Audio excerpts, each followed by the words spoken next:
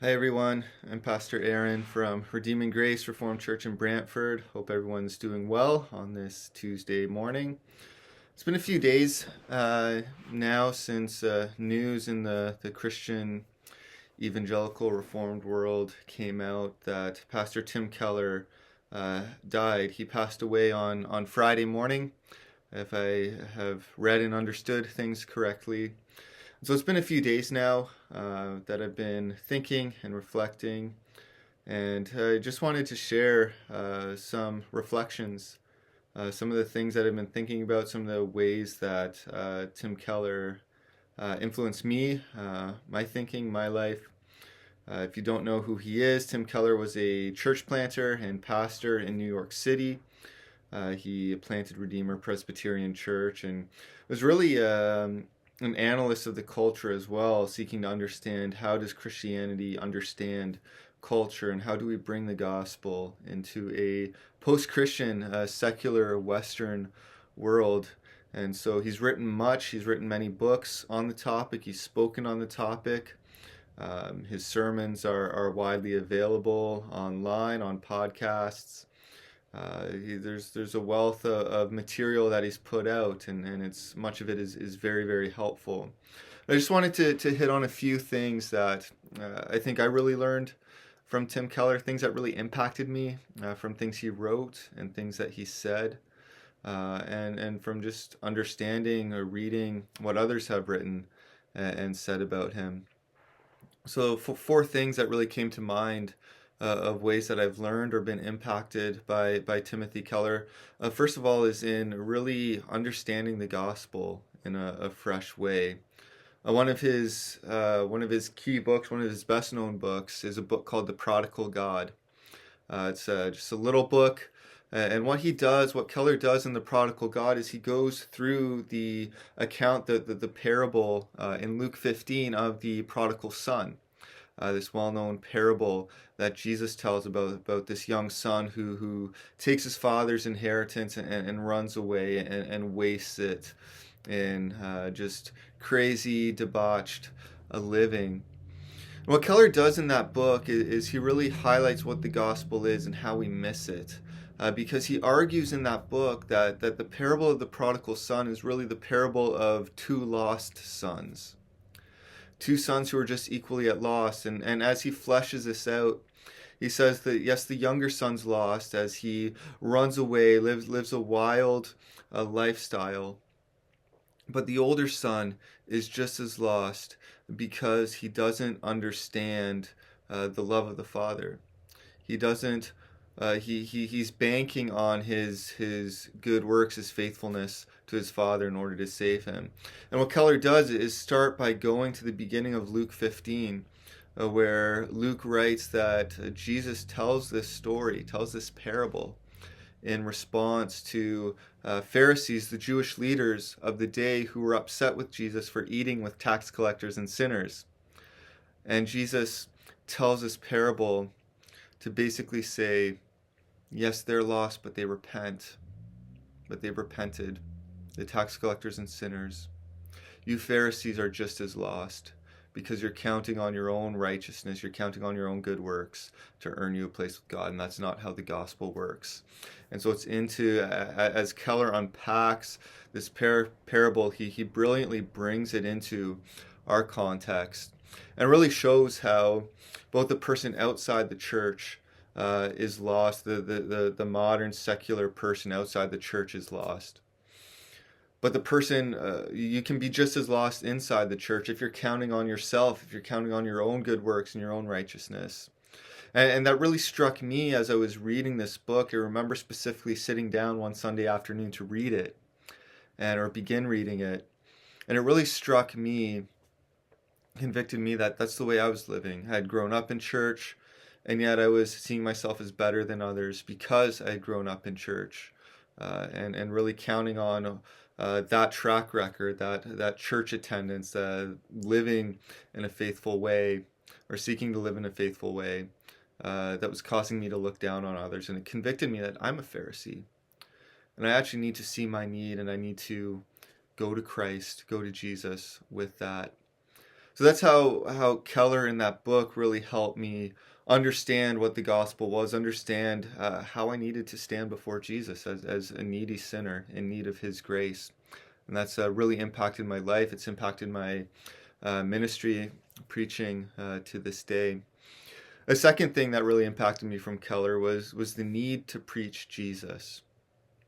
The need to preach Jesus. Even before I went to seminary, I read his book on preaching that I think is simply called Preaching. And the key idea from that book that struck me, and perhaps he overstates it, you could argue that, but the key insight that Keller offers in his book on preaching is that a sermon is not a sermon, preaching is not preaching until you've really gotten to Jesus and really gotten to what the message of the gospel is and called people to receive that. And I think that was so impactful for me uh, and has shaped the way that I thought about preaching even before seminary, which maybe that's a good thing or not a good thing. But it really has shaped how I think about producing sermons, and as I think about preaching, the need for Jesus to be there. And Keller argues in that book, you can say a lot about Jesus without actually presenting the gospel. And so that need to preach Jesus, that need to really explain what the gospel is in each and every sermon, and call people to see it, to believe it, really impacted me. That's the second thing that I learned. These first two are specifically from things I've read from Keller, or also from listening to his sermons. I think a third thing I learned, and this is more from his life and example, is humility.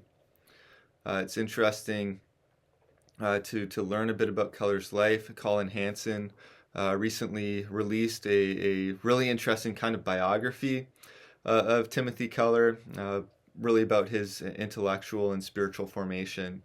But as you read that book and as you listen to what others have said about Keller, there's many tributes that have gone out in the last number of days. Well, you kind of find in these descriptions that Keller was someone who didn't really like the spotlight, which is interesting because he was such a well-known preacher, such a well-known author. But just knowing that he ministered under the radar in Hopewell, Virginia for so long before he moved to New York City to plant Redeemer Presbyterian, that he was basically an unknown smaller town pastor for such a length of time is really remarkable.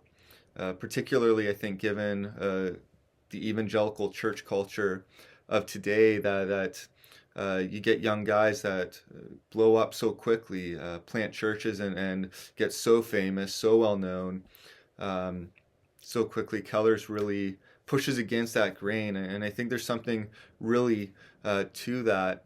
It's also interesting just in things I've heard, podcasts I've listened to with him, is even when he was at Redeemer Presbyterian, his heart was for the skeptic.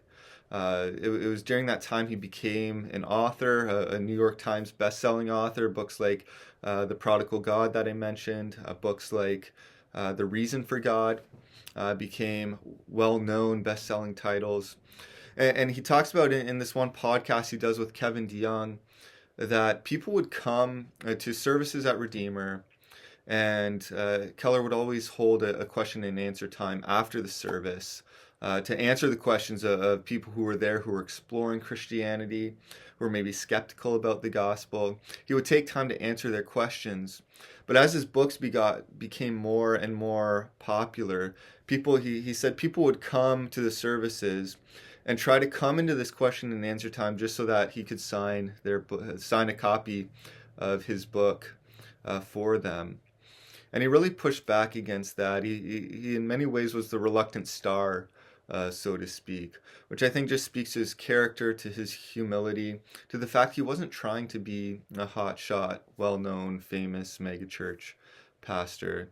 I think just for me that speaks volumes, as I said, given the kind of climate we're in, where the megachurch is such a big deal, that's changing a bit, but where so many young guys have planted churches, gotten so big, and then fallen. And For me, it's recognizing that there's that tendency in my own heart to want to be one of those guys who's young and plan to grow or be part of a growing church that just explodes. To be well known for that. Keller's example is remarkable to me in that it's minister faithfully, even under the radar, even not well known. Feed your people with the gospel, minister to their souls, and that's what the Lord is seeking from us as pastors. One last final thought is that I think Keller, for me, really provided an example of what it means to suffer well. He died Friday after a 3-year struggle, 3 years with pancreatic cancer.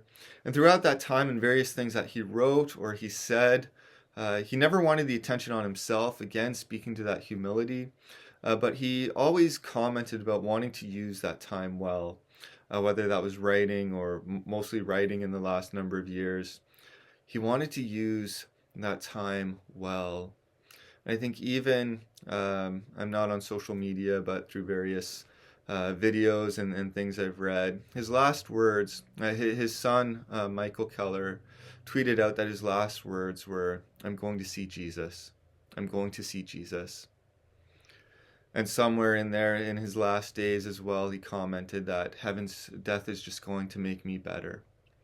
Really, that trust in the gospel was real in his life. It was real in the sense that, of course, he no doubt grieved, but he recognized what the gospel holds for those who place their faith in Jesus, that it's really the beginning of eternity in the very presence of our Savior. And so that seemed to shape his suffering. I remember also very early on, as he was dealing with cancer, as he was reflecting on the resurrection, he, in some interview, he mentioned, if the resurrection's true, if Jesus did really rise from the dead, everything's okay. We can go through life knowing that everything's okay because Jesus has defeated death and Satan and sin. And I think it's that mindset that he went through 3 years of cancer and treatments with. And I think that's such an example to me, to us today, where we can get so upset about suffering, where we can get down and depressed and angry about it. And there is a proper place to grieve suffering. Suffering's unnatural. It's the effect of the fall into sin. And yet for the Christian, understanding what Jesus has done, understanding what heaven holds out for us, helps us suffer well. And I think Keller was a really big example to me of what it meant to suffer well in light of what we actually believe the gospel is and what we actually believe Christianity is all about. So those are a few of my own reflections, a few of the things I've been thinking about as I've processed the news of Tim Keller passing away. These are ways that I think he's really impacted my life. And I'm very thankful for these ways. I never met him. I heard him speak live once at a Gospel Coalition conference. But it's interesting that as you read biographies, as you read someone's books, you in a sense get to know them. And they speak into your life in ways that no doubt they can't imagine. So very thankful for this. Thank you for watching, if you are watching, and hope everyone's doing well. Take care.